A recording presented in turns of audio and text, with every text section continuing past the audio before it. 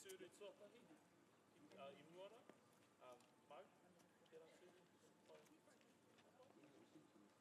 Any other kaupoi kōrero?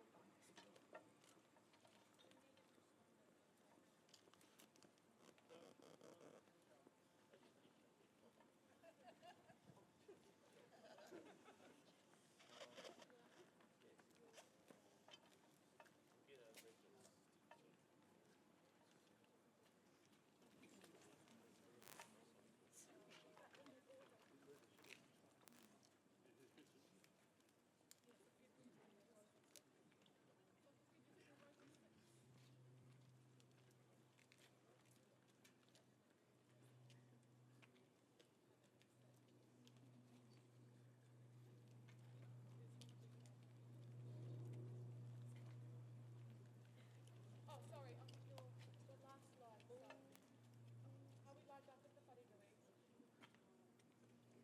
Just how we were standing with the Valedictory.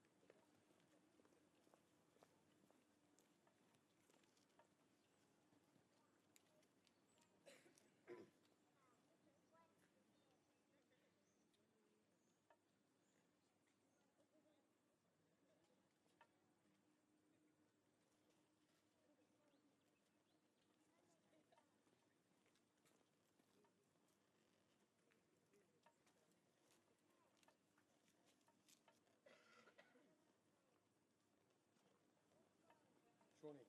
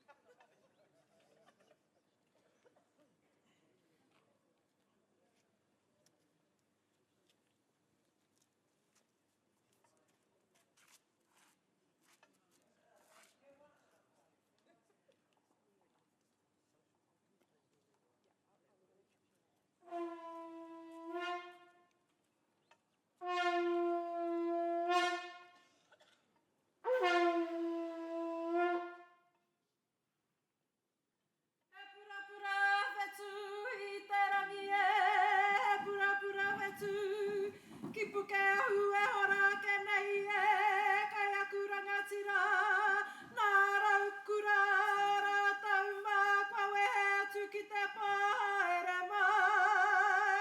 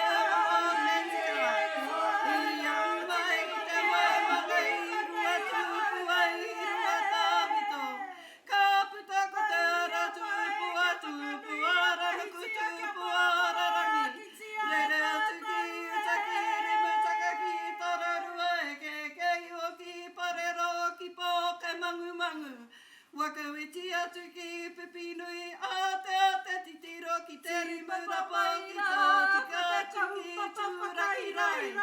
Ko te manani o te pape o ranei. E titi ane taku ngāku rei tā whenua. Ko te atia wanoria i te rangi tāna na ki waru. Aure ki te pape tō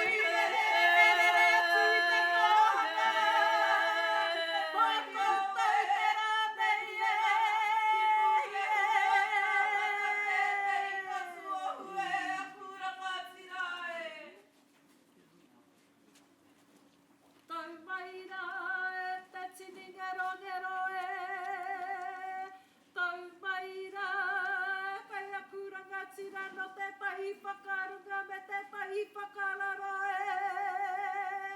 Tau mai rā i raro i ngā tohunga te hiti o tau kākai na manu e rua kia ki tau rangi atu nei ko te raukura ki runga te raukaramu ki raro Tau mai rā te Māori Tau mai rā te Māori o tēnei kaupapa I whakairotia E rangi tāne ki te papaia Ia tau iho mai rā ki kone ki te wanganui a tara ki te pane pane o te ika Tau mai rā e aku nui e aku rai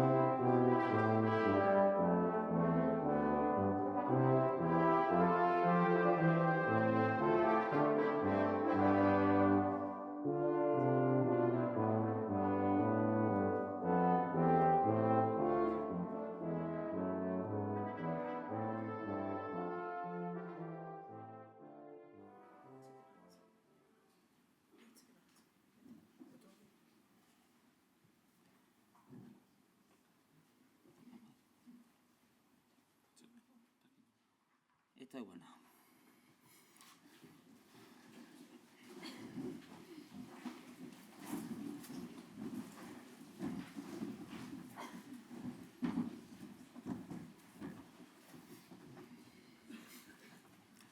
Ka eke ki te ranga iwi ki ngā au maua ke hitara tara taku kiri i te au tonga nana ke katu ai au i te pau wakarai ko te ake tārewa. Manini atu ki waipapa hoki oiho ki te akau tangi ruku au ki a wawe taku tai ko te awa taia. Huhuhu e te para, huhuhu e te taka. Ka tauhi hoki te papa o maroro taka huri taku waro ki te orere atu rere mai ki rungo o mātairangi he manu muramura mō toi kura. Ko tiu ki raro rā ki waihirere tungaru nunui tungaru roroa ki tua te aro ehu aku waiwai ki rungo o waitangi. Tiritiri a te maara kai ki hauai ka huri ki kai papa tuihi wiwini tuihi wana ana ki te kāwana tianara. Pake ana te whaitiri ki rungo hurui whenua e takoto mai nei. I mauhere ai aku tupuna i te mururei patu i tu ki taranaki ana ki runga i te ahure wa puke ahu. Ka noni tea ki runga i te muka tūtara whare o takau whaere kōrero ko te rau karamu tēnei mihi nei haramaira te tini haramaira e te manu. Ki anō rā ki ngā itua maha o te wā koutou mākua pīkau nei ki runga i te arawaro o te tangata harea mai rā koutou te motu ngā mate nunu o te wā. Ko koe tērā rongo mai kua ngaro nei kiwa nganui e tō iwi. Ko te rau karamu tēnei katangi nei ia koe. O rere e te rangatira. A hakua ngā piki ngā heke o tō whānei noho pani nei. Kei konei tō iwi, kei konei tō hapu, kei konei o karangatanga maha e mihi nei poro ki tōni nei ki a koe. O ki anora ki a tātou te hunga ora tātou ko waiho tia ngā taonga kui mā korama haramai rā. Haramai rā ki ngā pātū wata ko piki mai rā wea teira kōrero ake nei. Me ona tongi kōrero e maara tonu nei ki ngā taki aere o ngā o Māui tiki a taranga i tōna wā. I te wā, i tukuna atu tōna matau, i te moana. Ka whiore mai ana, ka hipokina mai ko te ikaro a Māui tērā. Ara maira koutou kei ngā karangatanga o te ramanui ki te rerenga wairua. Ara maira koutou te taitoke rau ki te upoko o te ika. Tatu atu taku haere ki te tai rāwhiti ki te puku o te ika. Ka tūngau atu rā. Ana, ki ero ngā pāranga mātātua waka. Haramaira koutou. Haramaira te whānau wapanui kia piri mai, kia tatatata mai. Ana ki te upoko o te ika. Aere tonu rā taku haere ki te urunga mai o te rā. Ka kite atu rā ko ngā kupu kōrero hei reke ngā kōrero, hei wālangalanga i ngā kōrero. Ki rau ngā poropiti e tūngau atu rā ki te tai rāwhiti haramai rā koutou ki te upoko o te ika. Ka tatu atu rā taku haere. Ka kite atu rā ki ngā kāui maunga e kōrero ake nei. Tongariro ki maketu haramai rā koutou te puku o te ika. Haramai rā koutou ki te upoko o te ika. Tatu atu rā taku haere ki te wairarapa. Ka kite au i arimu take kōkiri haere tonu nei tōna haere. Me ngā kōrero o te waka Māui. Ka tatu atu rā taku haere ki ngā reke. Anō rā ka kite atu rā i te pākohe. I te waipaunamu. Ki rakiura, ki te whare kauri haramai rā koutou. Whakapiri mai rā koutou ki te upoko o te ika. Ka here tonu rā taku haere ko ngā manu mōhio. Ko te whiti o rongo mai tērā, ko tahu kākahi tērā, ko mere rikiriki. Ko tahu pōtiki werumu rātana, ko ngā poropiti ērā o te tai hauāru, ka heke tonu rā, ko te awa ko au. Anō rā, kauria te awa nui, ana, o whanganui ko te āti haunui a pāparangi. Kauria te awa nui ki ngā pai maunga tongariro, ngā ruhoirua pehu te maunga kōrero haramai rā. Haramai rā koutou ki apiri mai, ana ko te rere o kāpuni tērā. Ki ngā reke o kōku poropiti tērā, te whiti o rongo mai pōhiri nei, te pari hakatanga haramai ki te raukura, ki te whanganui ātara e takoto nei.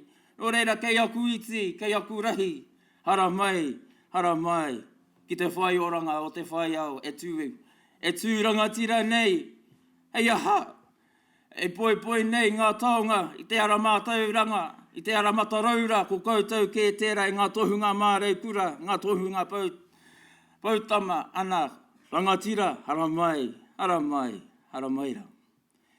Kei ngā kupu kōrero o ngā hāpori, o ngā iwi, o ngā mātā waka kua tatu mai ra koutou ki runga i te rau karamu. Hara mai ra, ki te pautūtanga mai, ana, ki te tūhoitanga o te rāngi, e kōrero ake nei. Hara mai ra koutou, me ngā whakapau wera o koutou tamariki o koutou rangatira. O koutou māreikura kia mihi ai ingai te wātika.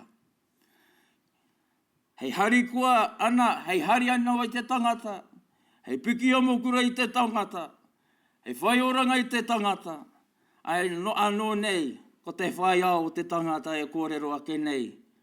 Hara mai ra. E te tari au e hine, me o hononga kia waingani a tatai. Te kiwai o te kete, te nākoe. Te kiwai o te kete e pupuri nei, ngā kōrero, ko rapua nei, te mea ngaro, ana, hoki ake nei, ki ngā kupu o tārawiri. He roi matataku kai te au i te pō, he roi matataku kai, ana, ko koe tērā, e ahu mai nei, ki runga i tō tātai marae, e kōrero i ngā kōrero o ngā tupuna. E te mea hoki ko tō tātou kingi tērā e me i nei, ana, pōtatau te whero, te tuawhetu, kingi tūheitia paki, me te kahui ariki, e noho maira ki rungi tōna hurewa tapu, rire hau, pai marire. Te waihora ngā kupu kōrero i konei, ko te atiawa, nō runga i terangi, ko taranaki whānui tēnei, e poi nei, ngā kōrero o te au kāinga, nō reira tēnā koutou, ka tikera no tātou katoa. Kaeke ki te ranga hiwi ki ngā hau, mawake hi taratara taku kiri, i te hauronga nanake kātu ai au, i te hau whakarai o te ake tare wae. Manini atu ki waipapa hoki o iho ki te akautangi rukuruku e ki awa we takutai ko te awa ataia.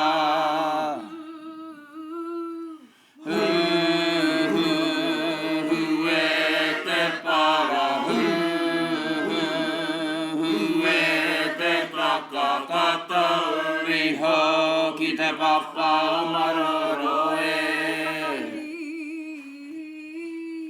Takahuri taku aro ki te orere atu rere mai ki mātai rangi he manu mura moto kura e. Ko tiu ki rarora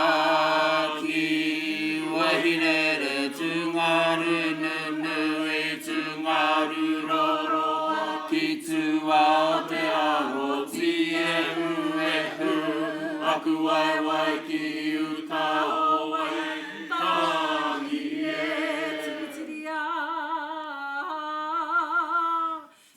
tiri a te marakai ki haua e kauri ki kai papa tuihi wiwini tuihi wana o te kawana tiana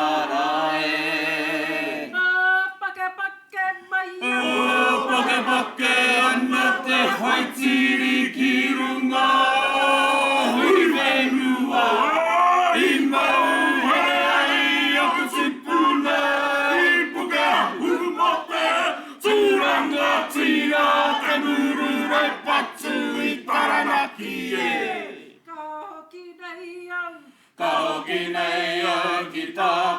tuatahitanga ki te kūnenga ki purehuroa e.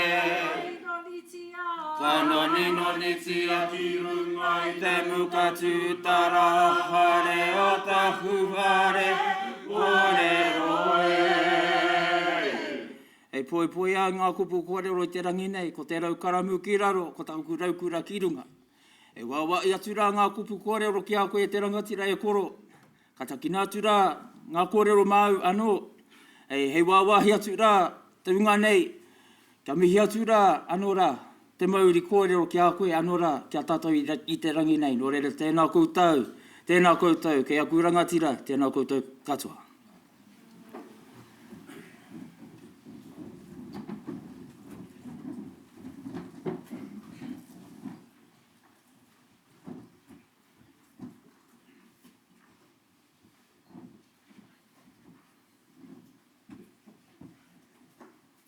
Ai runga te taumata kōrero ko te amorangi ki mua ko te hapai o ki muri.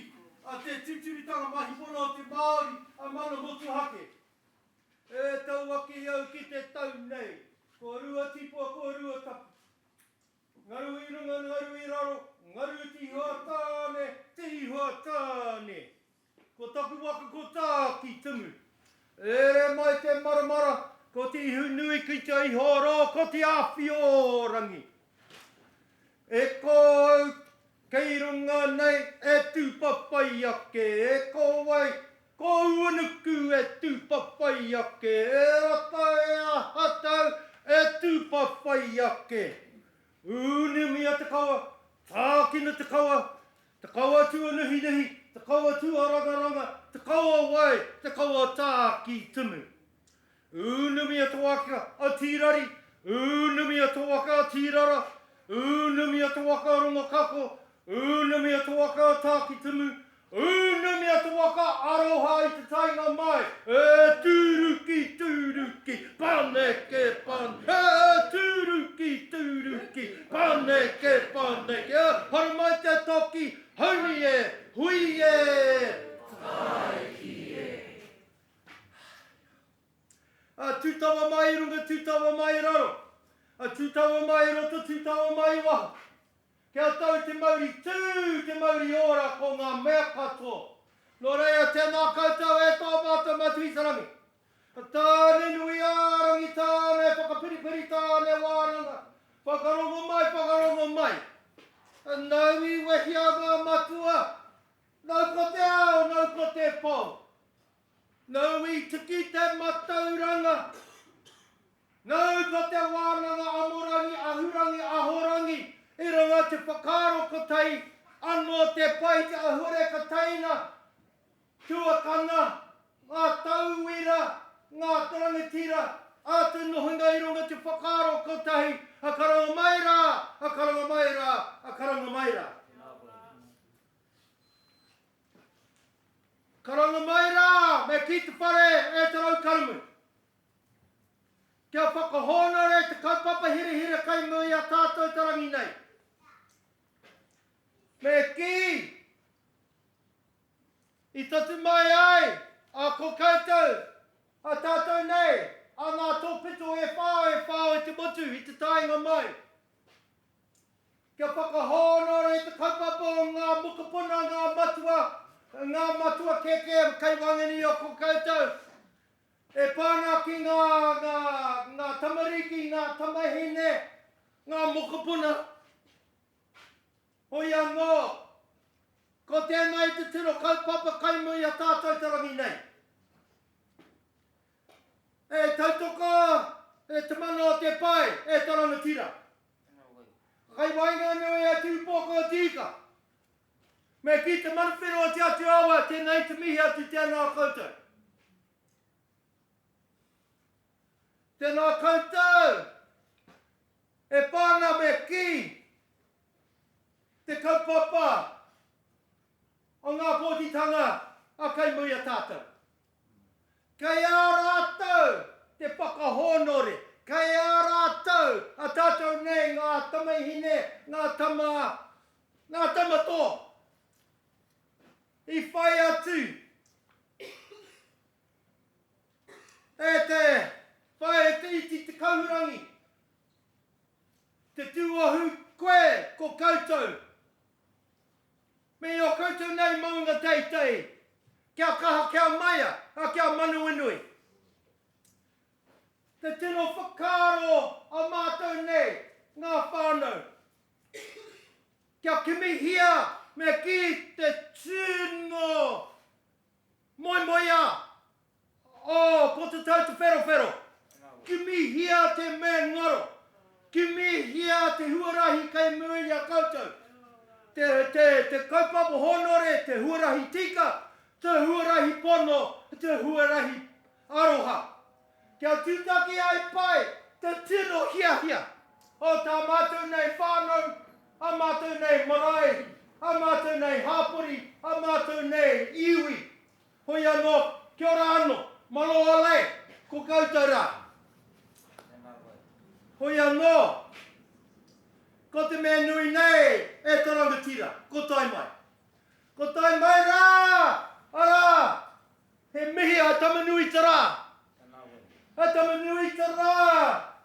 Mai te timatanga te atu nei, tai atu ki te tonga. E rere anga te Māori te wairua. A kai roto tātou nei tīnana. Hini ngaro. Wairua. O mō tātou nei ngā mokapuna. Hoi anō. E te rangatira. A kāre whakaroro te kōrero. Kei ta honore au. Ka tū i te taha o taku mokapuna. Ko ia te Valedictory. Waha kōrero. Honore au. Honore au i tatu mai. No te kāinga hira taunga hararau, haro te kautako tono. Me ki tōna hākui, hākoro mai o te tūro tauni a te kuiri, te whānau Stevens, i te tainga mai. Hoi anō, he honore kai muia koutou. Hoi anō, me ki ngā kupu korero taku kaumātua o here taunga, o onku wī te tau. A tūtera mai ngā iwi a tātou e. Tūtera mai ngā iwi tātou e. Whai ia te māramatanga, me te aroha, kia tapatahi, kia kotahi rā, tātou e. Hoi anō, tēnā koutou, karanga mai rā, a karanga mai rā, tēnā tātou kato.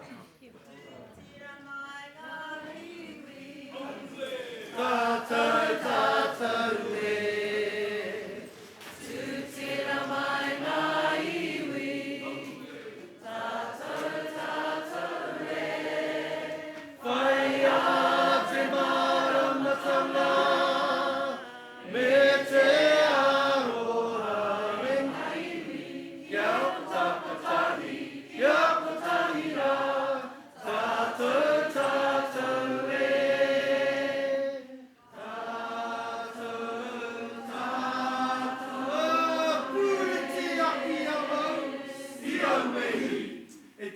Anga ki ngā tini mati aitua e te pai. Kua taki atu rā tuani ki te reia te whakapūtahi tangoa rehua o ki rātou ki a rātou. Tātou te kanohi ora, tēnā koutou, a tēnā tātou, a karanga mai rā, a kei te noho au. Tēnā koutou.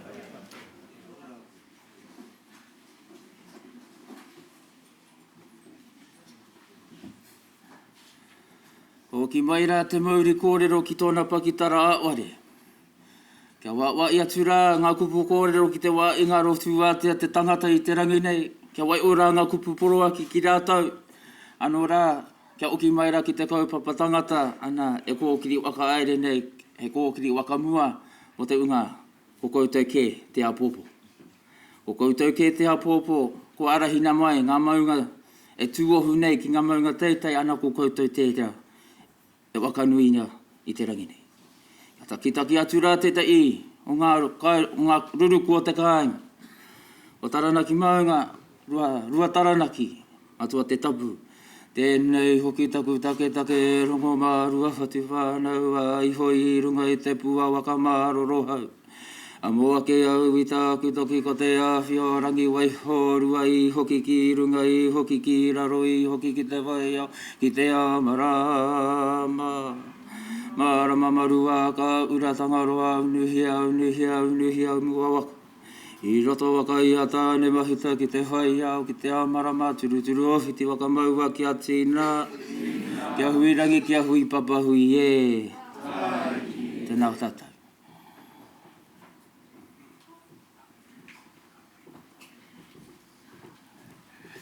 E katira tuia ki te rangi e tūnei tuia ki te papa e hora mai nei tuia hoki tātou. E whakarauika mai nei I runga I te karango te wāno rere tēnei au. Te mihi ake anō rā ki te mano o te whenua, ki ngā kaipupuri I te Māori o Pokiahu. Koutou te atia wa e kura, koutou e whakapau kahana ki te manaaki, ki te tiaki I te Māori o enei whenua. Te atia wa norunga I te rangi, tēnā koutou, tēnā koutou, tēnā koutou katoa. E haere tonu ana ngā mihi, e te rangatira, takitumi waka, ngā te kahunu ni iwi, mou I whakaoke atu ai ngā mihi ko whakatakotohia I tēnei rā. Nō reira, tēnei anō rā te mihi a te kuninga ki purehuroa o te rāmatau Pokiahu, kia koe, kia koutou katoa, kia ea kia tutuki pai tēnei tikanga, me ki pēnei au I tukuna whakarere te iho e kui mā, e koroma. Ka tira, ka tautoko wake ngā mihi katoa kia koutou ki ngā akonga, ki ngā tauira, ka tā te ihu, ka puta te ihu I tēnei rā, tēnā koutou, ki ngā whānau katoa, ki ngā kai hāpai, ngā kai tautoko I enei. Ko enei te tino kaupapa te matu o te rangi nei, a haere mai I runga I te reo karanga o te Atiawa, haere mai I runga I te reo pōwhiri o te kuninga ki purehuroa ki Pokiahu nei. A haere mai rā I roto I te āhuatanga o ngā kōrero ko o tīnei te whakatakoto atu ki mua te arawaro I tēnei rā.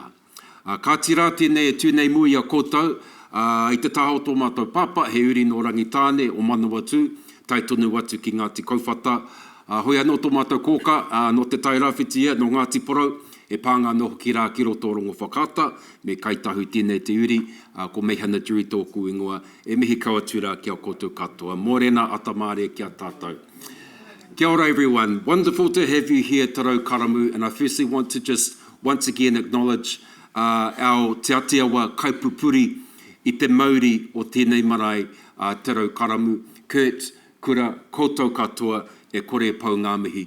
Our relationship with Te Atiawa goes back a long, long way, and it's a very, very important, critical relationship that we treasure.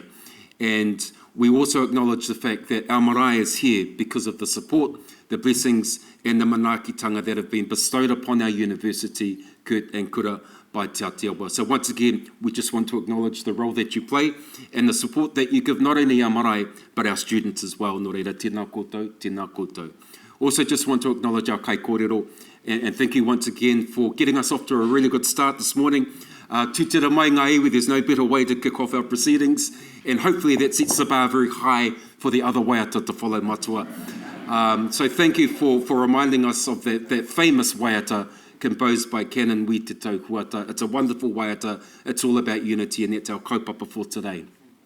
E te whānau, my name is Mihana Jury. I'm going to be running the show this morning, but I'm not the only person doing that. I'm very, very privileged actually to have a wonderful group of Massey University Council members here with us, and also representatives of our Massey staff. We have a number of staff members who work here on the Pokiahu campus, and all of the colleges here on this campus, but we also have other staff who have travelled from our Oteha campus, which is in Albany and Tāmaki Makaurau, and other staff members as well who have travelled from our Manotu campus into Papaioia. So once again, I just want to acknowledge your support of the day and to thank you for being here this morning. Te Raukaramu Marae is a very, very special place for our Pokiahu campus. It was a long time in gestation, and as you'll see, good things take a long time as well. It's a very special place for us because it means that we can be Māori and we can do things as Māori in the heart of our campus. So it's wonderful to be able to host our graduates right now today for this very important occasion. There's a couple of things that I do want to do, and first of all, I should do some housekeeping. Now, in keeping with the huarere of Tūpoko Tika, we've turned it on for you today, And so very, very unlikely that there might be a flood or a tidal wave. But in the case that there is whānau, first of all, I'll ask Kurt to do our karakia again, our best set of karakia. And then you'll see our staff who are positioned behind me in Te Whaioranga or Te Whaiaukia, other staff out there, and they will escort you out to the car park there. In the case of an earthquake, and we do have them from time to time here in Tūpokotika, once again, whānau, our staff will escort you to the car park out the back there. But I'm sure we'll be fine this morning. A couple of other things before I hand over to our Acting Chancellor, Karen Brangi, who has recently joined Council. I just wanted to take an opportunity to point out the Māori, which Kurt referred to in his mihi this morning. Tū Te Manawa Ora was brought to us by Papa Manu Kāwana, and Papa Manu has rangitāne and Ngāti Raukawa whakapapa, and Papa Manu has been at almost all of our graduations, particularly in our Palmerston North campus over the last couple of decades. Tū Te Manawa Ora was this tuka that you see before you, graduates. It was taken from the Pohangina River in the northern Manawatūrohe, which is a tributary to the Manawatu River. So Tū Te Manawa Ora is a reference to your Manawa Ora, to your sustenance, to your vitality. And the Māori stone, in keeping with our tradition for Te Whakapōtaetanga, is brought to our 3 campuses in advance of the graduation. And the whole idea is that it's also a representation of Māori tau, to be calm, to be relaxed, and to be ready to go for your graduation. So the Māori arrived here last week, and it's also accompanied, and I think Whitu might be around. Whitu, if I could just ask you to bring out our tefa tefa. Some of you would have noticed the tefa tefa. The name of the tefa tefa is Nōna Te Ao, and a number of you will be familiar with the well-known whakatauki, ko te manu e kai te miro, nōna te ngahere, engari ko te manu e kai te mātauranga, nōna te ao. So you would have seen me walking through with the tefa tefa, tēnā koe Kurt, and this is a sign of leadership, and it's a sign to you, our graduates, that it's your time to take the lead. Our tefa tefa, nōna te ao, was also gifted to us by Papa Manu Kāwana, nō reira tēnei te mihi kawatu ki aia o tira ki tōna whānau. Ka tira te whānau, I think we should get on with things. I know you've been waiting a while for this, so it's my great privilege now to introduce to you Karen Brangi. Karen joined Massey University Council last year, and today she is our Acting Chancellor, and it's my great honour, Karen, to welcome you to the stage to conduct our proceedings today. Ko tēnei o tātou, ko Karen, i ahu mai I rarotonga, o tira ia manihiki. Kei te kite atua i etahi o tātou, Karen, he whanaunga pia, no, ko tai mai te rangi nei, no reira e te uri o manihiki, o rarotonga, tēnei mātou te mihi kauatu kia koe whānau. I will now pass the rākau on to our Acting Chancellor, Karen Brangi. Just before I finish that too, Karen, I also want to just point out that our Vice-Chancellor is currently overseas, and so our Acting Vice-Chancellor presently is Professor Giselle Burns. So tēnei te mihi hoki kia koe, Giselle, ko koe tēnā e whakakiki nei te tūranga o te Vice-Chancellor i tēnei wā. Ka tira, kia ora tātai. Te pau nei e wahi ake. Ko au ko te mokopuna o tongai whare e māko ai whare ka tomo atu au. A tamari e kia koutou, he mihi tino mahana kia koutou katoa. Warm greetings to you all on this beautiful day. I declare this congregation to be in session. Please stand and join us for the singing of the University Waiata.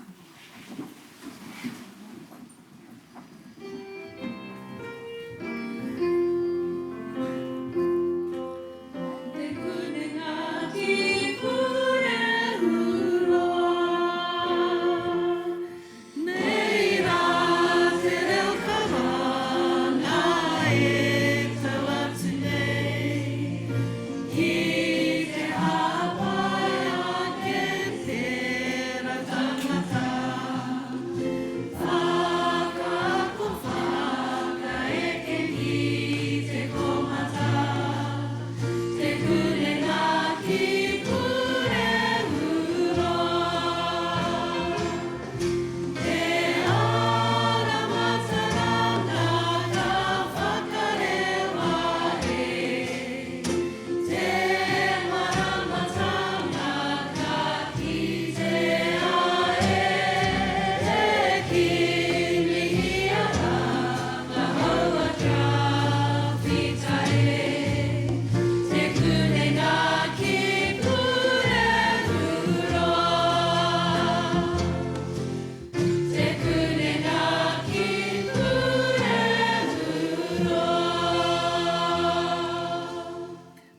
seated.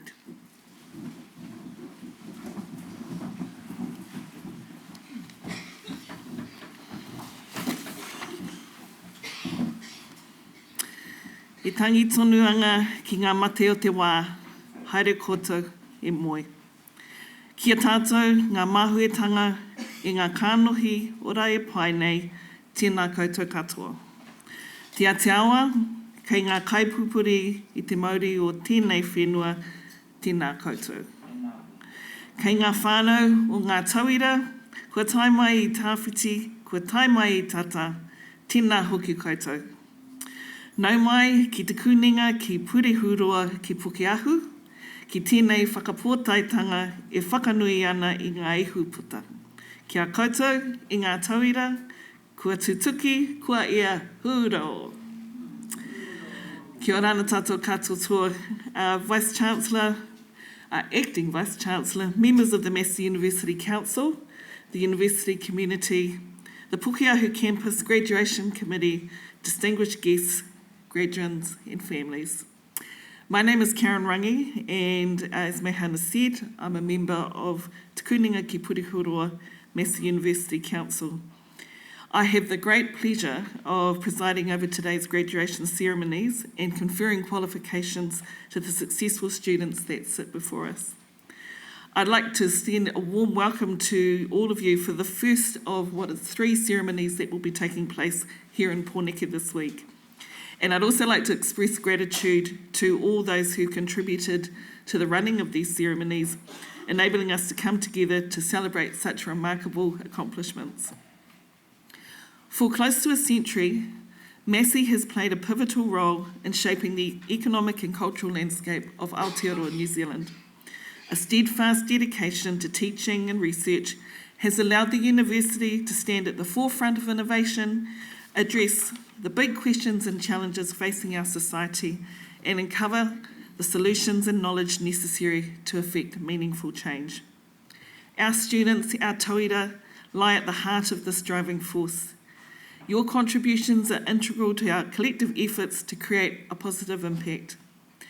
It's an honour felt by the Massey cohort on this stage and across the motu to have played a role in nurturing the bright minds who sit in this room. Through our students' aspirations, their vision for tomorrow, we reach further and do more to contribute to the prosperity of Aotearoa, New Zealand and beyond. So congratulations to all of you for reaching such a significant milestone as we celebrate your success today. This week, Massey University is awarding qualifications to a total of 742 graduates. And today, at Ceremony 1, Whakapōtaetanga Māori, a total of 26 graduates will cross the stage and a further 5 in absentia students will have their qualifications conferred. So today's a celebration, but it's also a culmination of years of hard work, dedication, perseverance, and maybe just a little procrastination if you were anything like me. It's a testament to your academic success, but also recognition of the path you've taken to get here and all those who have walked alongside you on this journey, as none of us walk alone. For those in the audience who are here today to celebrate the success of your loved ones, I encourage you, don't hold back. Be loud in your love and make your pride of their accomplishments be heard. And to those of you who are about to cross this stage, enjoy the moment. You've worked hard for it, you've earned it. Reflect on all that you've learned here, all the challenges you've faced, and the triumphs you've experienced along the way. All those moments have led to this, and that momentum will propel you towards your next adventure. I'm very honoured to welcome you to the Massey Alumni whānau. And in fact, I was reflecting that the last time I took part in a Massey University graduation was my own, about 100 years ago. So congratulations on making it here, where the rest of your journey begins. Carry all that you've learned forward with you and continue to do wonderful things. From here on, you are forever part of the Massey University legacy, and we wish you only the utmost success in your future. Kia ora ana e kia manuia, well done. So by the authority of the Council of Massey University, I, Karen Rangi, Acting Chancellor, will now award the certificates and diplomas and confer the degrees on those to be presented and on those in absentia.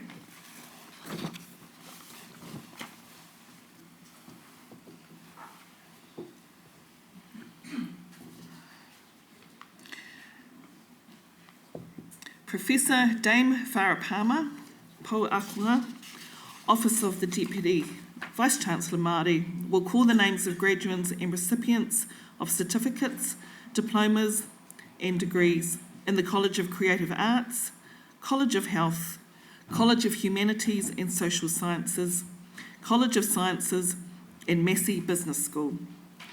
Certificates, scrolls and programs will be presented by Professor Hemi Whanga and Professor Meihana Jury, Deputy Vice-Chancellor Māori.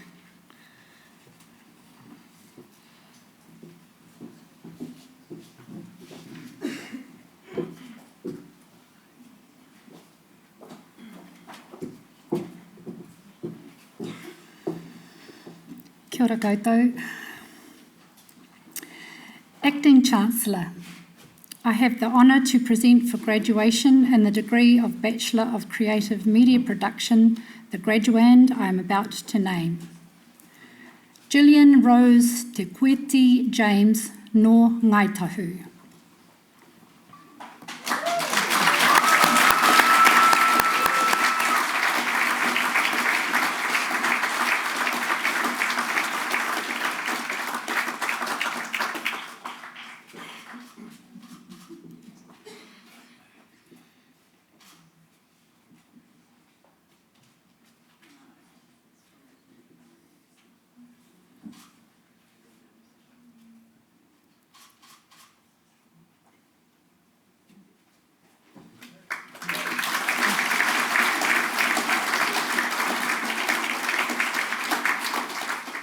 Kia ora, Gillian, thank you for showing everybody else the way to do things, so ngā mihi.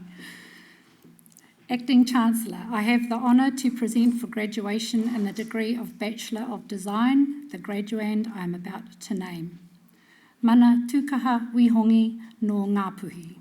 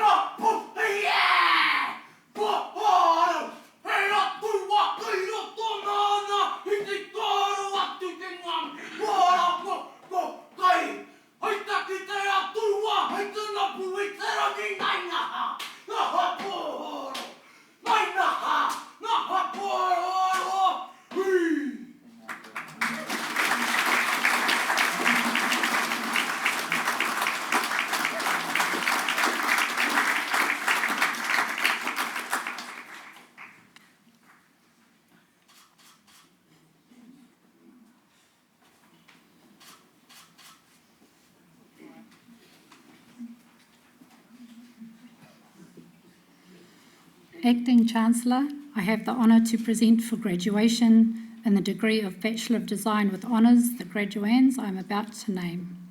Samuel James Dunstall, no Ngāti Tūwharetoa me Ngāti Kahungunu ki Here Taunga. First Class Honours.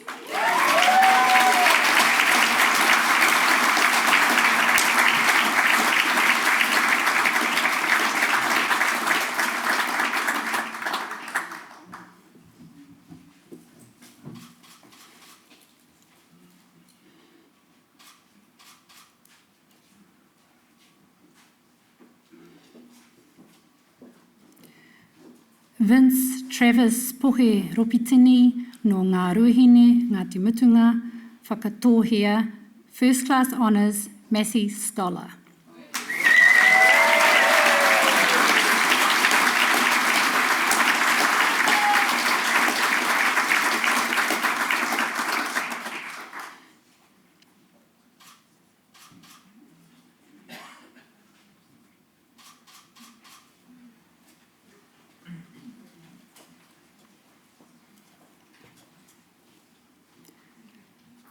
Maia Waimarino Stevens no Ngāti Kahungunu ki Here Taunga me rongo mai wahine Ngāti Rangi.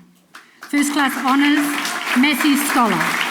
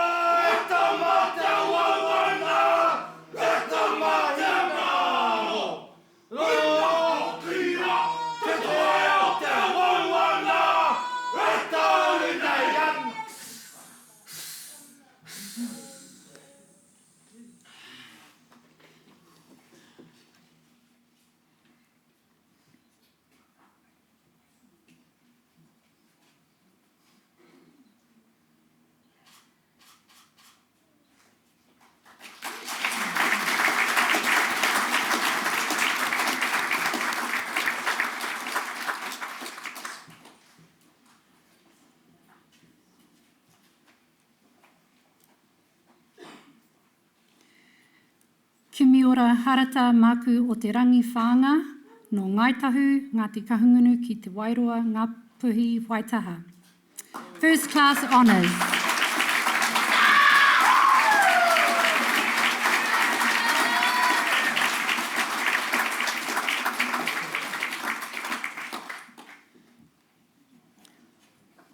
Special hug from me papa.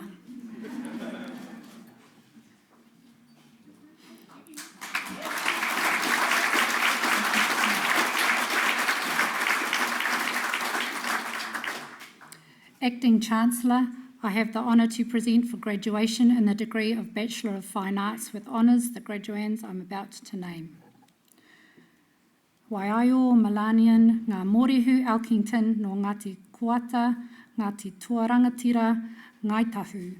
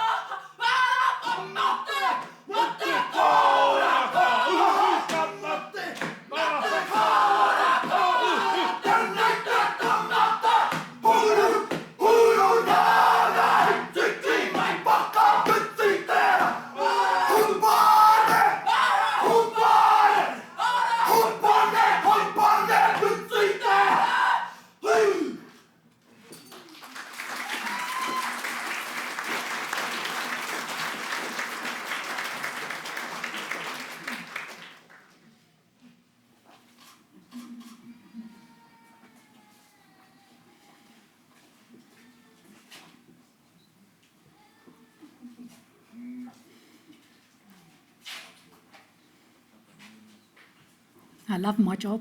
It's awesome.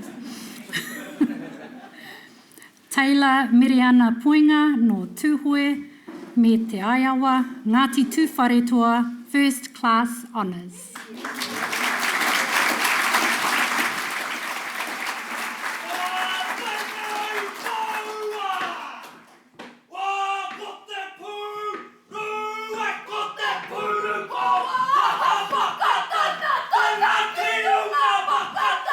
Tanga ki aro, e kore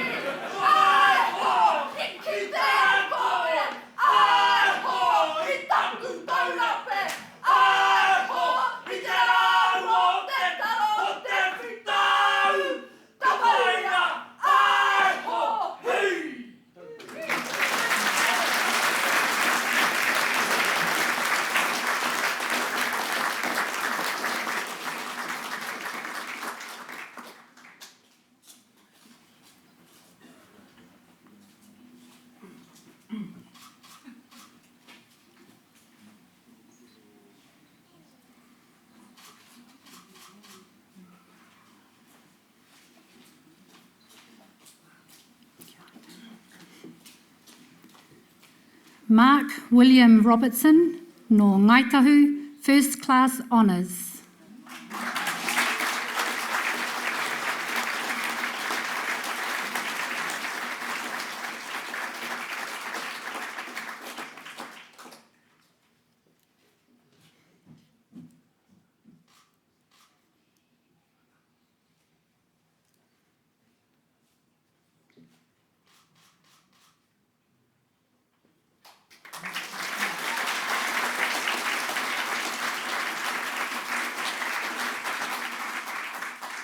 Acting Chancellor, I have the honour to present for graduation in the degree of Bachelor of Screen Arts the graduands I am about to name.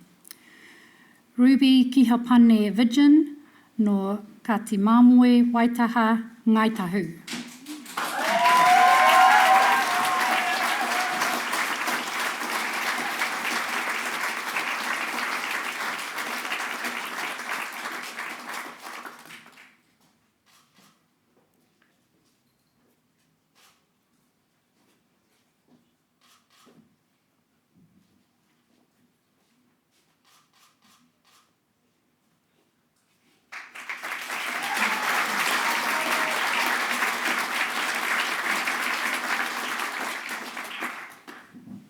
Acting Chancellor, I have the honour to present for the Graduate Diploma in Occupational Health and Safety the candidate I am about to name. Annette Maria Paul no Ngāti Awa, me te whānau Apanui.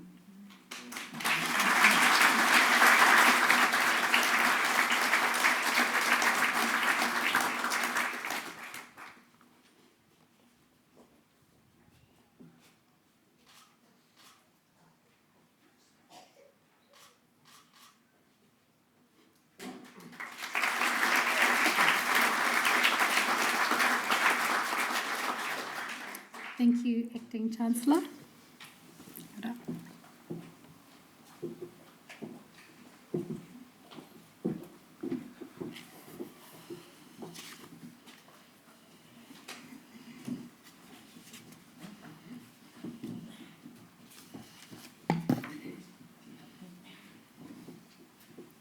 It's now my pleasure to invite Professor Meihana Jury back to the podium this morning. As you heard, ngā uri o Rangitāne, Ngāti Kauwhata, Ngāti Porou, Rongo Whakaata, me Ngai Tahu, and he will address the graduates this morning.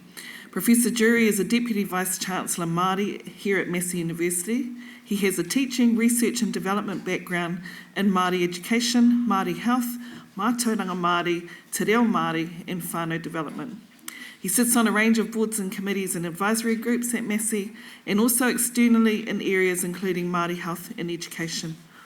Professor Jury carries a number of governance and leadership roles for his iwi of Ngāti Kauwhata and hapu of Tāhuri Wakanui, also representing Ngāti Kauwhata and Rangitāne across a broad range of kaupapa in education, health and mātauranga. His work is presently focused on building new pathways for Māori students and staff into Te Kuninga ki Purihuroa, strengthening linkages and connections between the university and mana whenua, iwi and Māori communities, and supporting staff across a range of critical outcome areas contributing to Māori development. Meihana.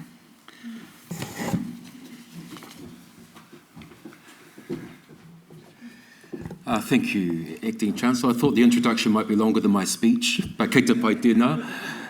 Before I do share a few whakaro with you, our graduates, I actually just wanted to introduce just our front row, and I think I can see everyone from left to right. Dr. Peter Rawlins at the very end there is our graduation official. Distinguished Professor Gavin Martin is a new member on our Massey University Council. Professor Margaret Maile Peti is our Pro-Vice Chancellor of Toiro Whārangi College of Creative Arts and Design. And Karen, you have already been introduced to, our Acting Chancellor, and Professor Giselle Burns as well, who I've mentioned as our Acting Vice-Chancellor.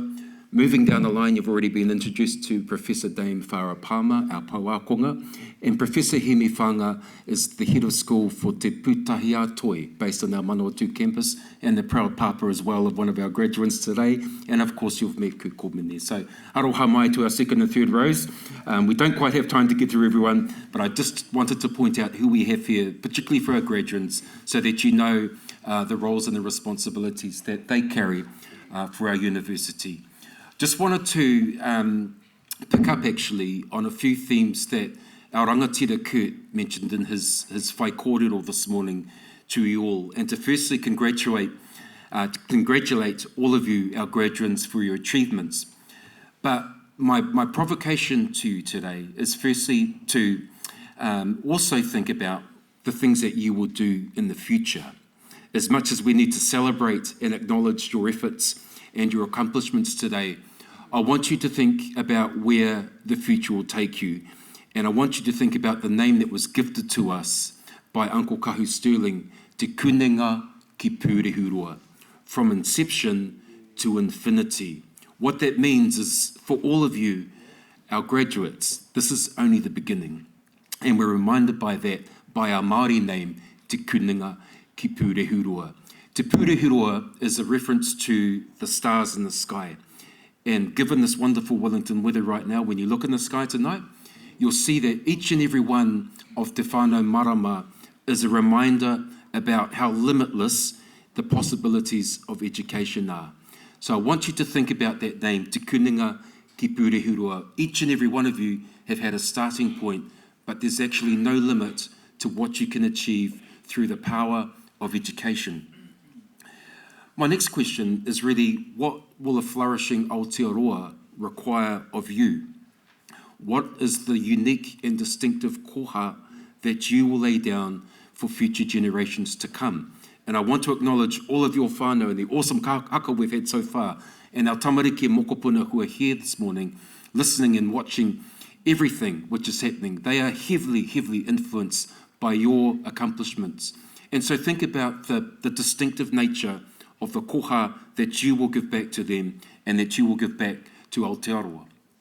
And as remarkable as your achievements are today, it's also important to recognise that as Māori, we understand that our successes are not measured solely by our individual accomplishments, but also about what we achieve as part of a wider collective, as part of a whānau, a hapu, an iwi, and a hapori, or a community. And so my next question is, how might your success as a graduate contribute to the success of others tomorrow?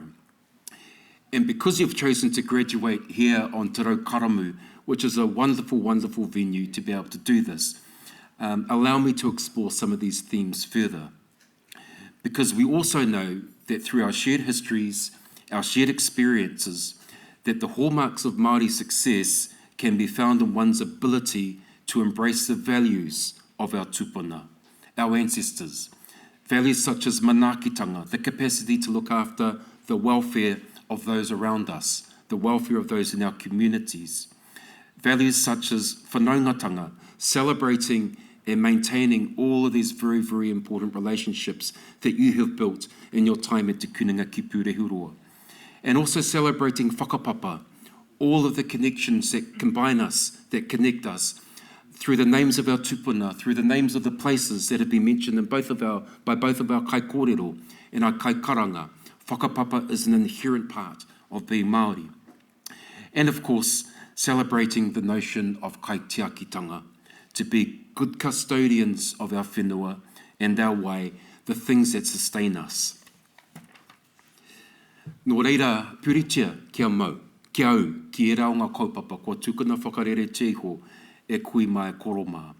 And of course, I also want to recognise the fact that some of our graduates today are here as tangata tiriti.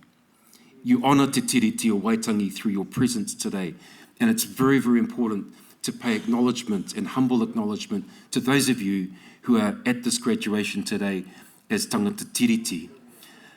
This marae represents the embodiment of the moimoia that Kurt referred to in his whaikōrero, the moimoia of those such as Koro Huirangi Waikerepuru, and Kuimereiwa Broughton, Whaiapiri Tate, all of those people who could see that the establishment of a marae would give us all the space to be able to have and hold courageous discussions about the place of Te Tiriti o Waitangi in Aotearoa.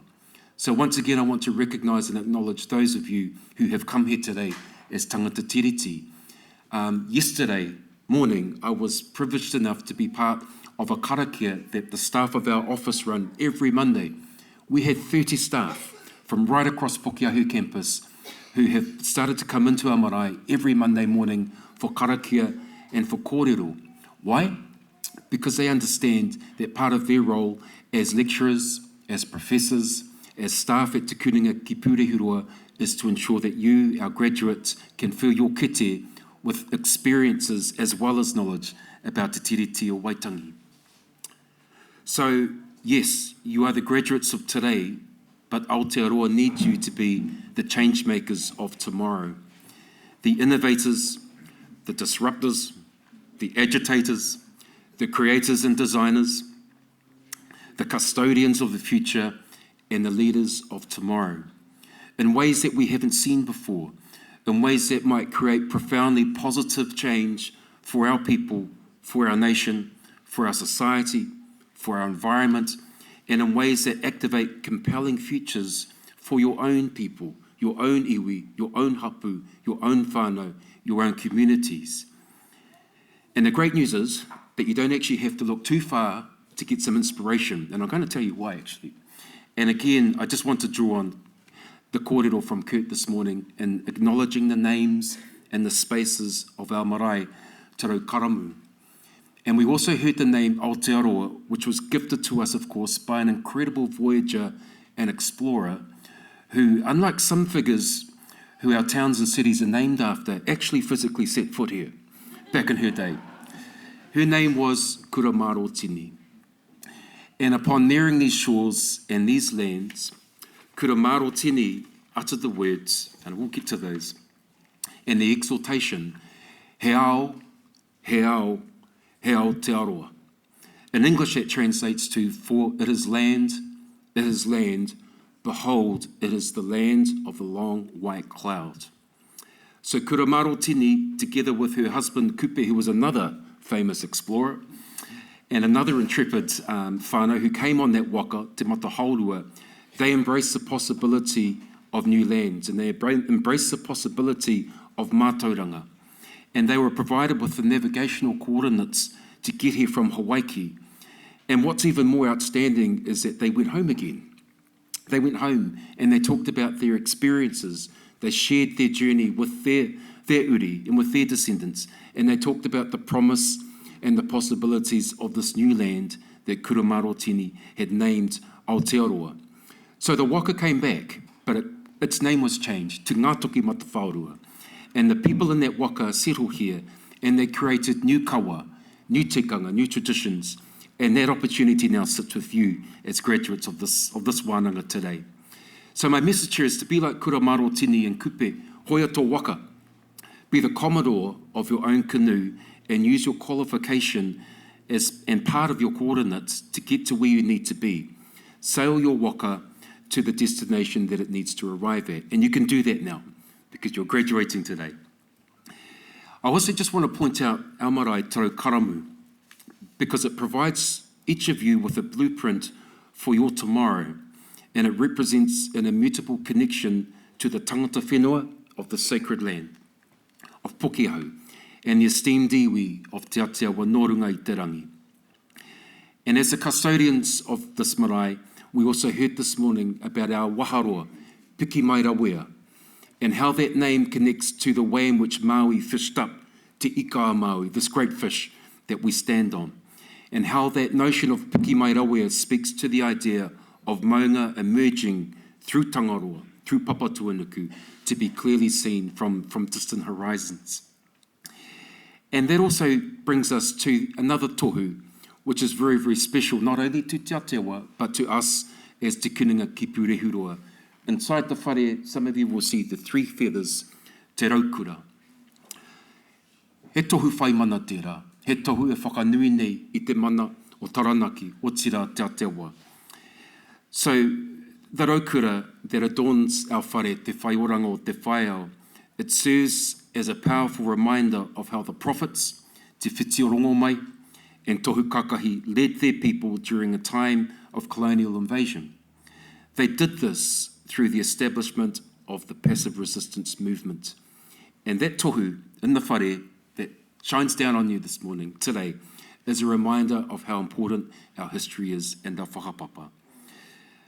Tohu te whiti, and of course, te whiti o rongo mai and tohu kakahi, they led their people through the injustices of the times, which led to the invasion of Taranaki lands, which led to the loss of whānau lives, and dispossession of lands under the mana, which was under the mana of local hapu and iwi, and of course the wrongful imprisonment of passive resistors without charge.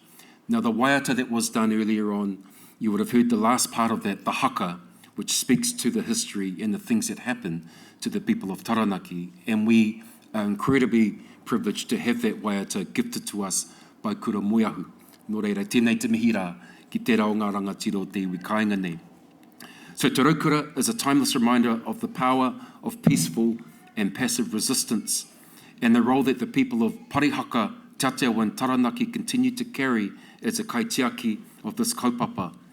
And one of the more recent examples of this, of course, was the recital of Te Kahu o Te Raukura. Some of you will remember that. It took place a couple of years ago. It was a call for peace led by Taranaki whānui and Te Aotearoa with the support of the kingitanga. It was a layering of cultural protection both upon Parliament but also upon all of the sites of significance here in Whakapōtaetanga. Te Kahu o Te Raukura took place in February 2022, and I know a number of you were there, e Pipitia Marae in Whakapōtaetanga, during the occupation of Parliament grounds. And whilst the significance of that moment may have been lost on some, many others understood that this was an act that only mana whenua could perform, which was to enshroud the people with the mana of Te Kahu o Te Raukura and to recalibrate and reset the balance of Māori.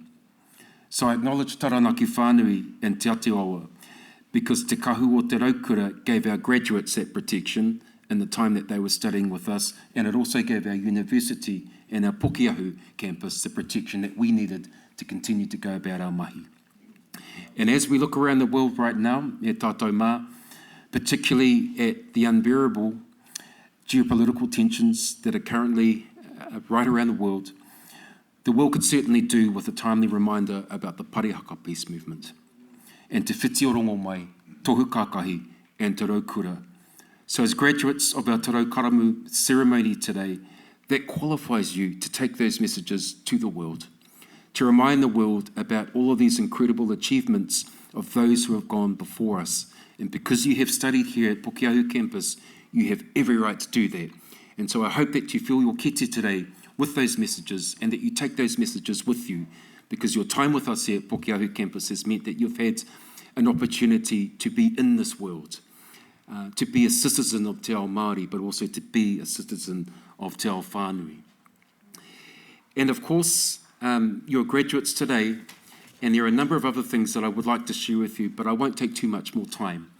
But within our whare here, and you can see the po, which is right in the centre of our whare. I think you can all see that from where you're sitting. The po symbolises what we call te maramataka, the Māori lunar cycle, and the plaque here, which is just behind Associate Professor Erawiti there. In that plaque, it also commemorates the fact that our marae was opened in the time of Ohua. How incredible is that? That we are no longer compelled to recall history through the days of the week, but instead by the nights of the lunar cycle, te maramataka. So I encourage you, before you go home, to take your whānau into the whare and to have another look around all of these remarkable designs that have been brought to us, kura by Te Kāhuitoi. And I know Ngātai is not with us today, but I also just want to acknowledge the work of Ngātai, kura, and all of Te Kāhuitoi in bringing these tohu to life. The celestial and the cosmological relationships that we have as people with the stars and the planets, te whānau marama, is also recognised in the design of te whaioranga o te whaiao and our wharekai, te whaioranga o te taiao. It reminds us about our responsibilities and our duties to whānau. So my last message to all of you today is to always remember the sacrifices that those of your whānau who are here today have made in order for you to study and to finish your tohu. A ka tira hei whakakapi atu I te wāhi ki tēnei. These are the final messages that I'm going to leave with you. Pūmau tonu te tiriti o Waitangi endures. Toi tū te reo Māori endures. Tia kina te taiao, be good custodians of our environment. Hāpaitia te hapori, uplift your communities, give them your distinctive gifts. Don't hold back in your generosity to ensure that your communities can be the beneficiaries of your education. Whakamana I o tātou whānau, empower our whānau. Whakapiki ora, do your very best to look after your whare tapawha and the whare tapawha of your whānau. And finally, hoia tō waka ki te au moana. Be like Kuramarotini, be like Kupe, be like Maui, and hoi your waka to the furthest possible destinations so that you can find the next calling in your kaupapa. Nō reira e te iwi, he paku kōrero tērā, hoi anō, he tuku I ngā kōrero kia koutou, ngā tauira, kua tai mai ki te ara whakaputa, nō reira tēnei te mihi nui kia koutou, kaue mutu take wā noi honei, te haere ki te tiki atu I ngā kete o te wānanga, kia kahara, kia maia, kia manua nui, tēnā koutou, tēnā tātou katoa.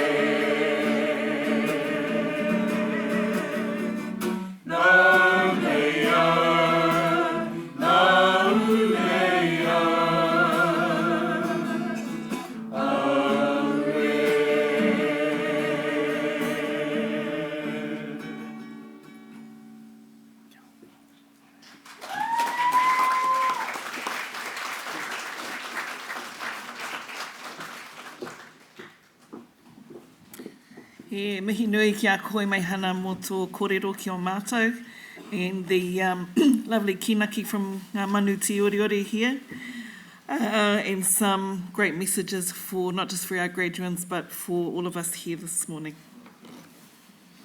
We will now continue with the conferment of degrees and the awarding of university diplomas.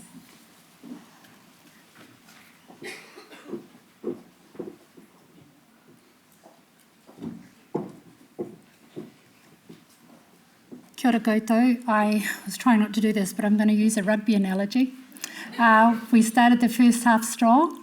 Everybody has warmed up now, so We've had a rousing halftime speech from Professor Mehana Jury, so now we're in the second half. So please, let's carry on the energy and let's finish strong. And please express yourself as whānau, friends, whoever's here, in whatever way feels right for you. I've seen a few fist pumps, I've seen a few thumbs up, waiata, karanga, haka, whatever feels right for you. And so let's keep that up. Acting Chancellor, I have the honour to present for the Diploma in Arts the candidate I am about to name. Karina Muriel Suzanne Fates.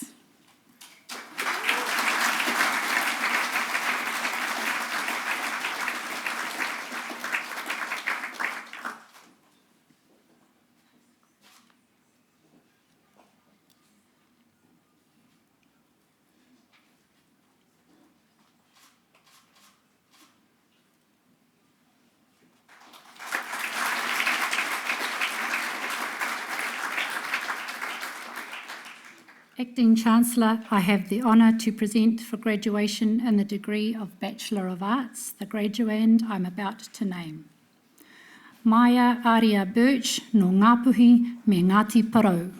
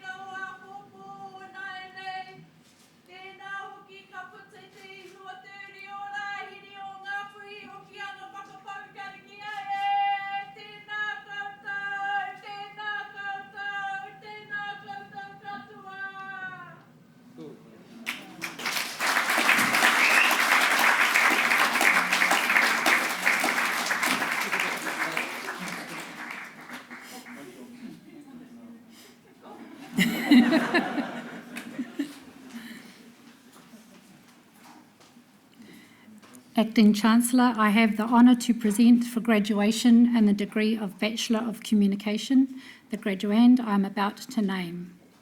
Regan Page Rees Henry no Te Ati Haunui a Pāpārangi me Ngāti Porou.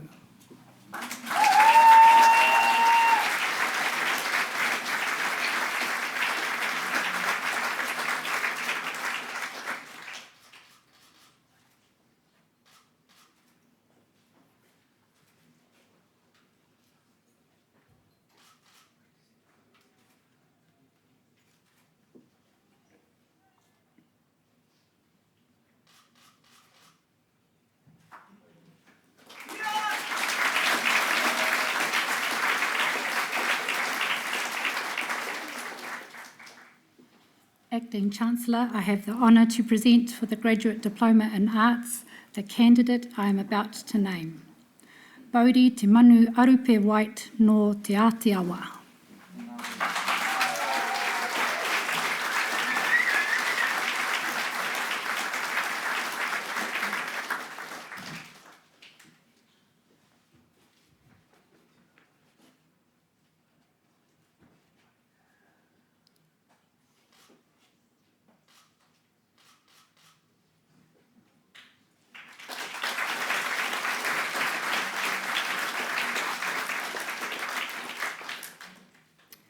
Acting Chancellor, I have the honour to present for the Postgraduate Diploma in Specialist Teaching the candidates I am about to name. Shi Ching Jiang,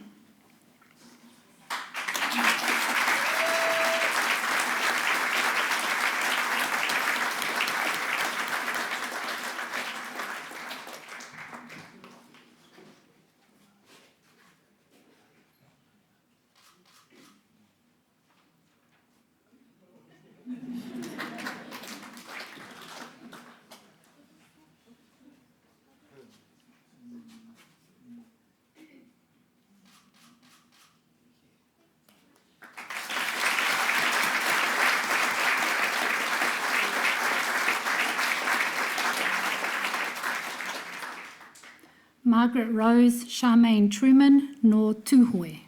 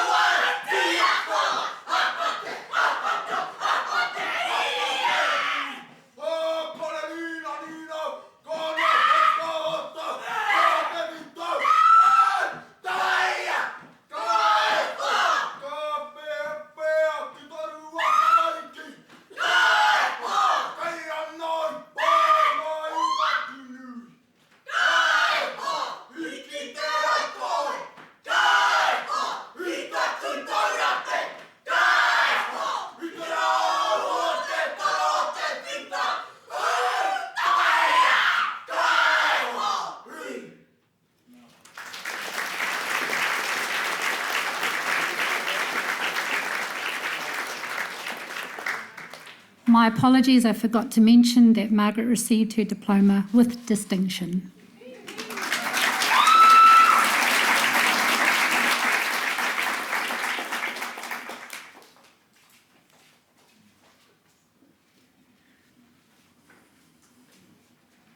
Acting Chancellor, I have the honour to present for the Diploma in Facilities Management the candidate I am about to name.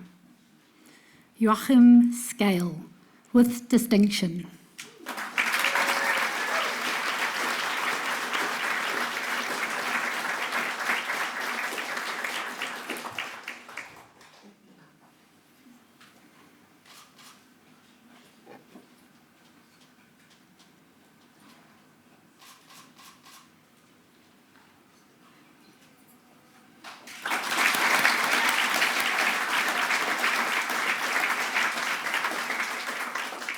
Acting Chancellor, I have the honour to present for graduation in the degree of Bachelor of Business the graduands I'm about to name. Turn the page, that helps. Kahu Te Whetu Hill, no Ngai Tā Manuhiri, Ngāti Kahungunu ki Wairarapa, Ngāti Tū Whare Toa.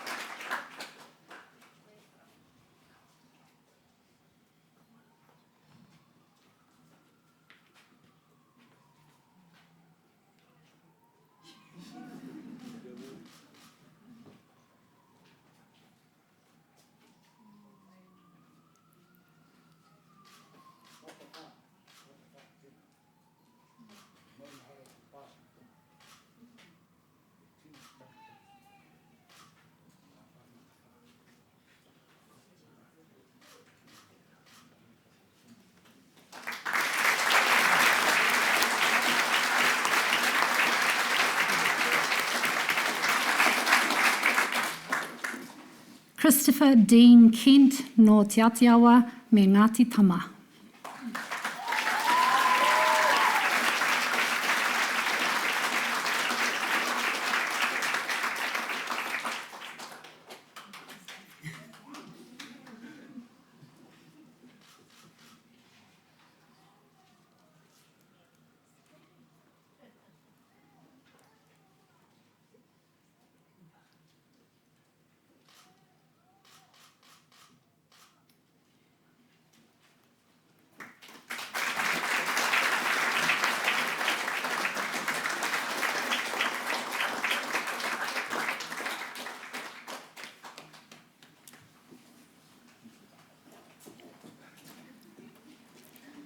Maraia Pirihira Ann Rolls no Ngāti Raukawa me Ngā Rauru, Ngāti Kauwhata.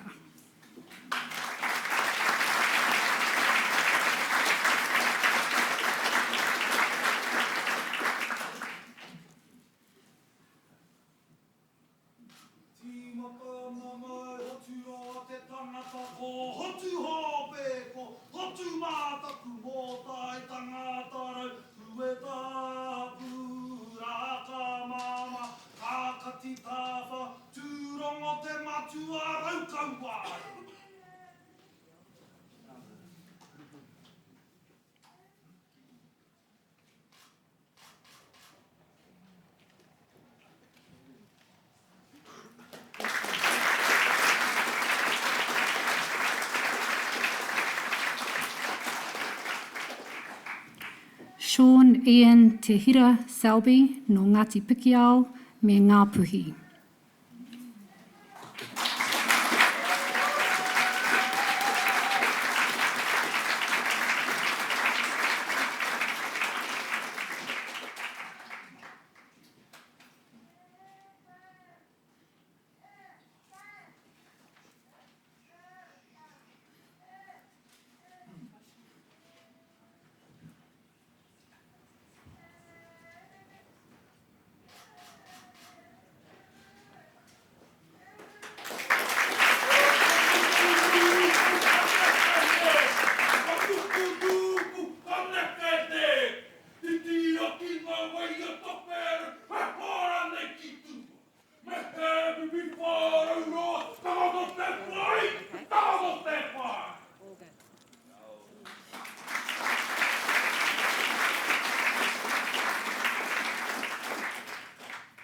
Lauren Margaret Smythe.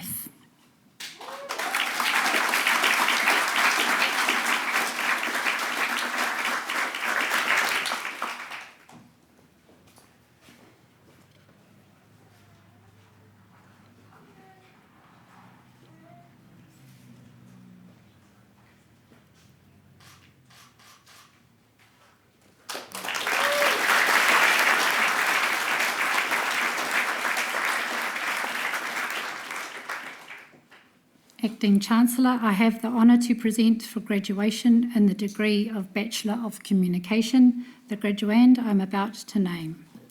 Massey Kelly Austin.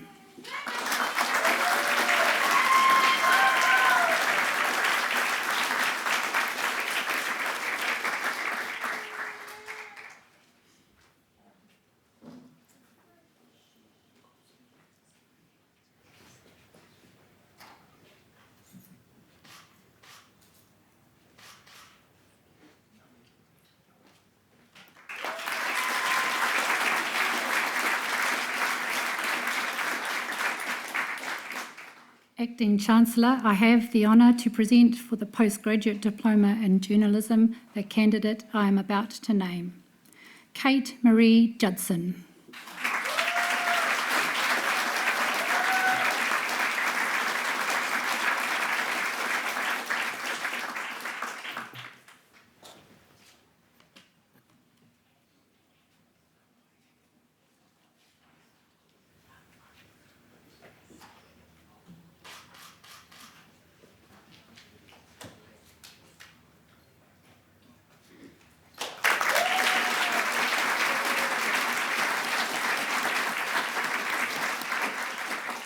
Acting Chancellor, the degrees are also conferred and the certificates and diplomas are also awarded to those who are in absentia. Thank you, Acting Chancellor.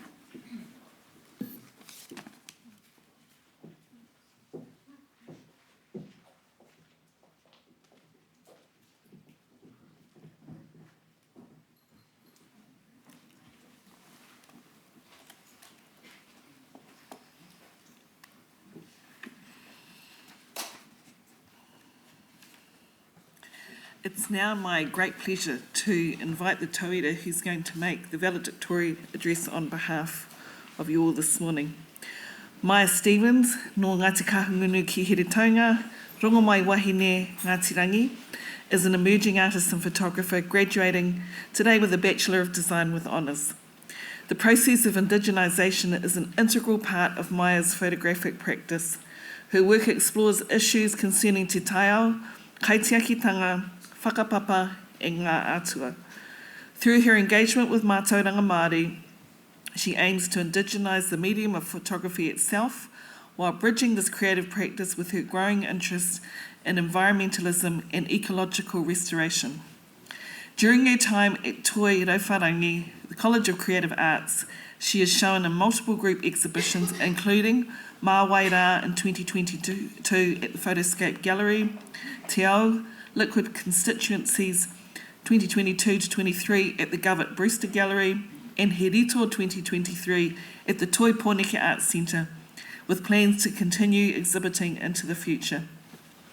This year she is diving deep into her reo Māori journey, enrolled in the full immersion Heke Reo course at Te Wānanga o Raukawa, with hope that this will lay the foundation for her career aspirations involving the arts, the environment, and the revitalisation of Indigenous knowledge systems. Welcome, Maya.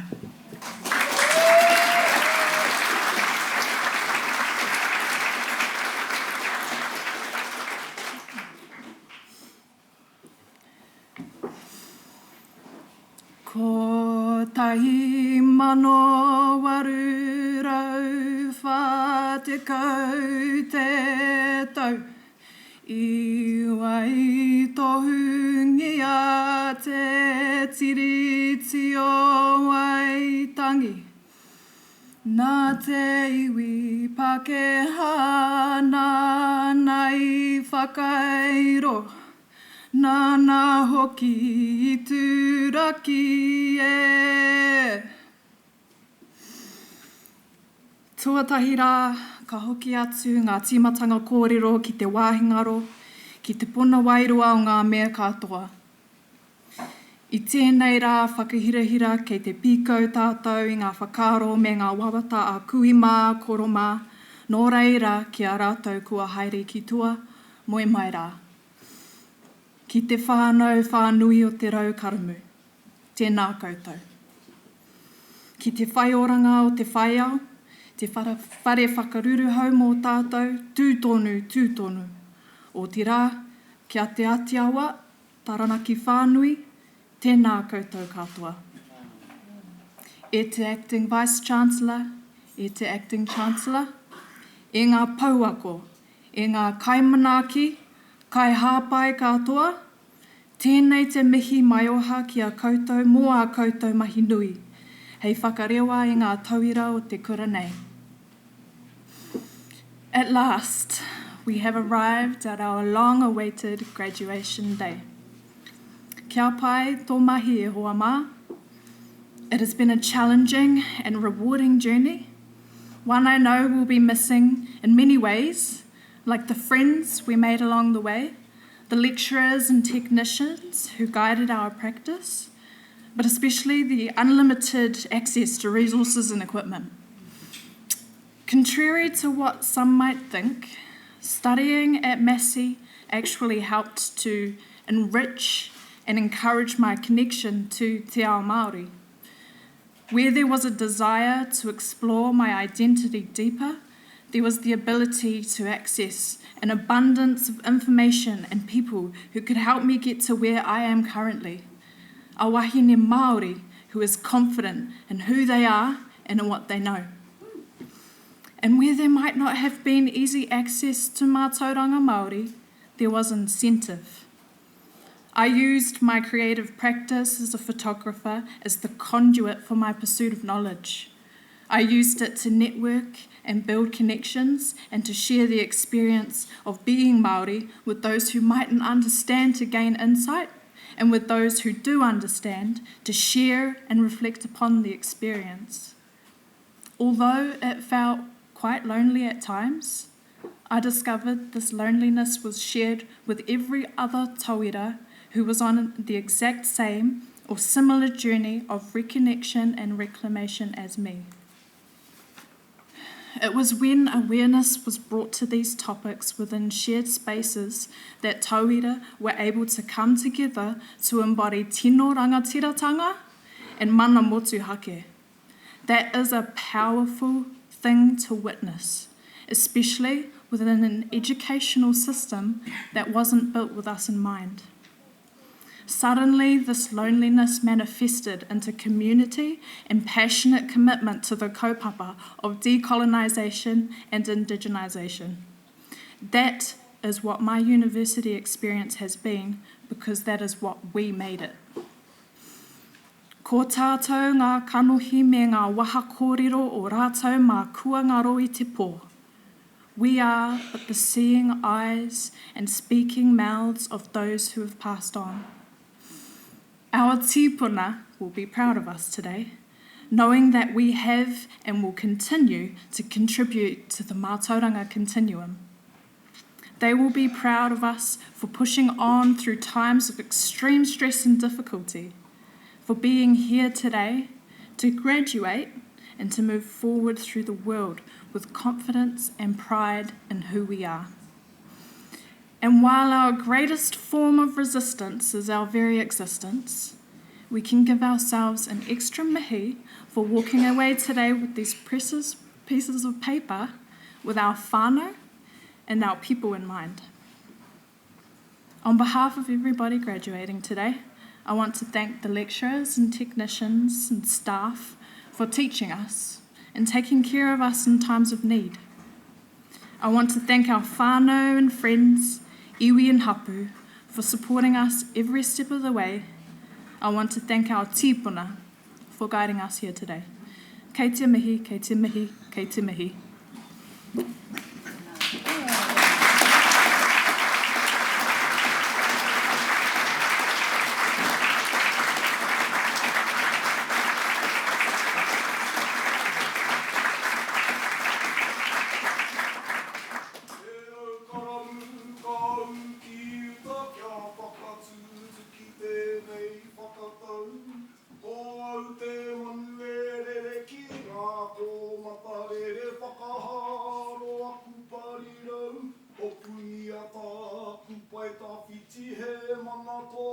mātauranga, kai te miro nōku te ngahere, kai te mātauranga nōku te ao, whiti ki whakatika te rau karamu e.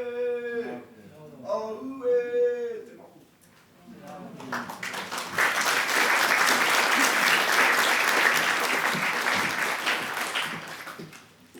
Tēnā koe Maya, thank you for your beautiful words this morning.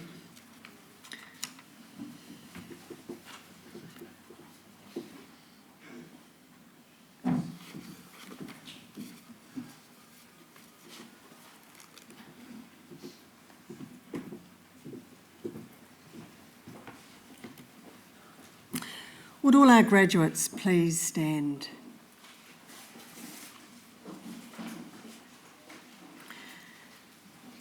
E honore nui te whakatau atu i a koutou he raukura e te kuninga ki Pūrihurua. It is my great honour to welcome you as alumni of Massey University. The award of a university degree carries many privileges, but like all privileges, it also carries responsibilities. I charge you as graduates of Massey University to use what you have learnt for your own betterment and for the benefit of the community. I charge you to use the skills and the knowledge you have acquired with rigour and integrity, and to commit yourselves to a program of lifelong learning and discovery. I charge you to remember the lessons that Massey University has taught you about the worth of others, particularly those who have not had the opportunities that you have had. I charge you to set goals and continue the hard work that has brought you so far. And in all that you do, I charge you to be deserving of the good name of Massey University. Please be seated.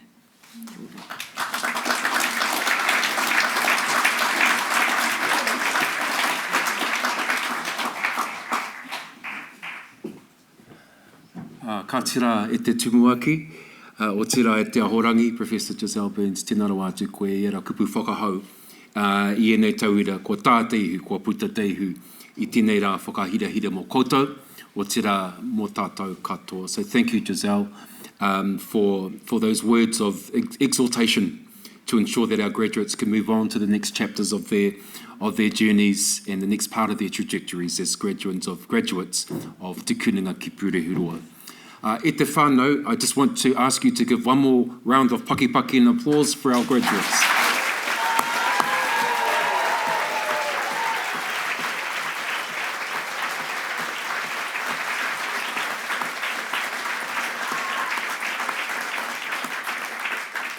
Ka mau te wei, tēnei te mihi nui ki a koutou. Just before we bring this formal part of our ceremony to a conclusion, I just wanted to also make a couple of other acknowledgements. Koka Julia Taiapa, who's with us today, our kaipupuri of the Māori of our Turitea campus. Wonderful to have you with us, Koka Julia. Koutou ko haramai, te pūtahi atoi o tira manuatu. And I also just want to make an acknowledgement of James Coyle and his team. This is the very first time that we've run an outdoor broadcast with our students and with our staff from Toiro Whārangi no reira. Tēnei te mihi nui, James. Kia a koe, kia koutou katoa. And last but not least, a big thank you to all of our staff who have made today the successful occasion that it's been. Whānau, what we're going to do shortly is I'm going to call upon our Acting Chancellor once again to close the formal part of the ceremony. After that, we will sing the national anthem, and then the final kupu of the day will go back to our rangatira to whakakapi our time here with the karakia. After that, whānau, I would like to warmly invite you to come and have kai with us. We have two places for kai. The first place is at No Mai, which is our Māori student space, which is upstairs there. And I'll ask our staff to escort our whānau up to No Mai. And just behind you here on my left, we have T13 and T14. And those two rooms have been provisioned to provide kai for you today. So really warmly encourage you to come and have kai with our graduates It's also a time if anyone does want to share any kōrero, you can do that over kai. You may have some more waiata up your sleeve, kei te pai tērā, ko te pai ngā tū tērā.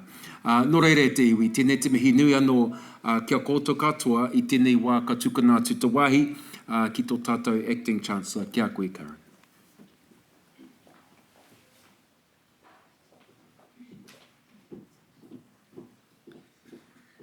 Just before we do close proceedings for today, just a reminder about the street procession tomorrow, scheduled to start at 1 p.m, the forecourt of Parliamentary Grounds, corner of Molesworth Street and Lambton Quay, and finishing in Civic Square, so we hope people can join us.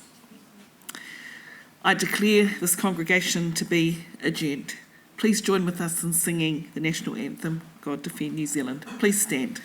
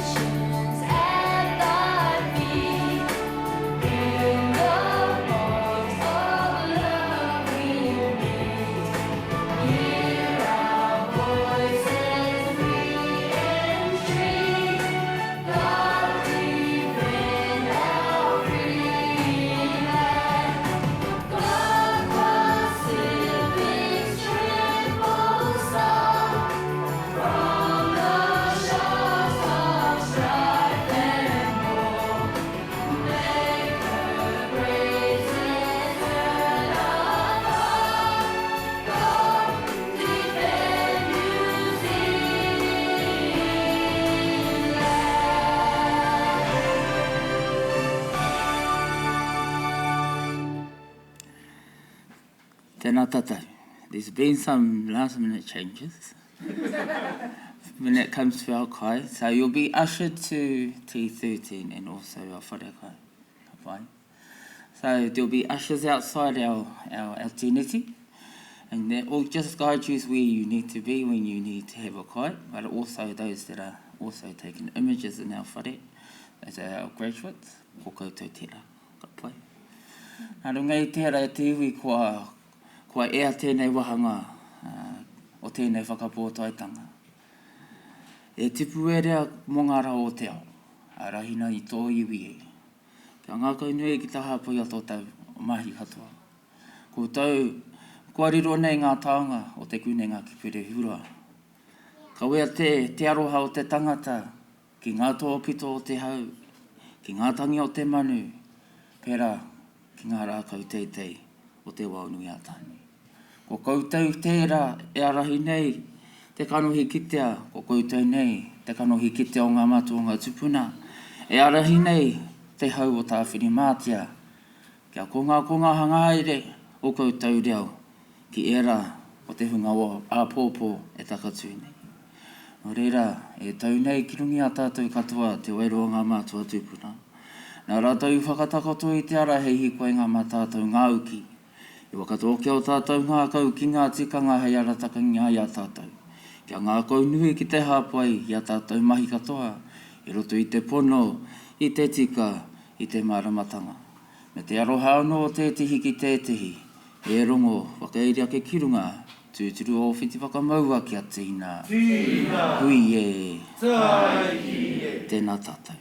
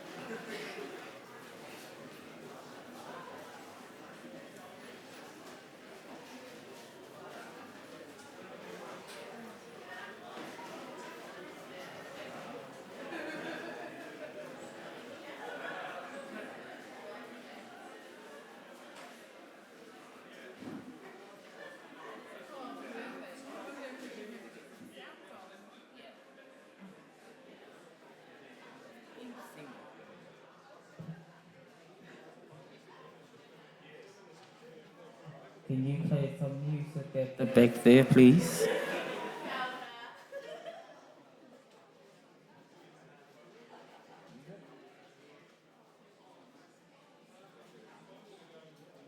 Play some music.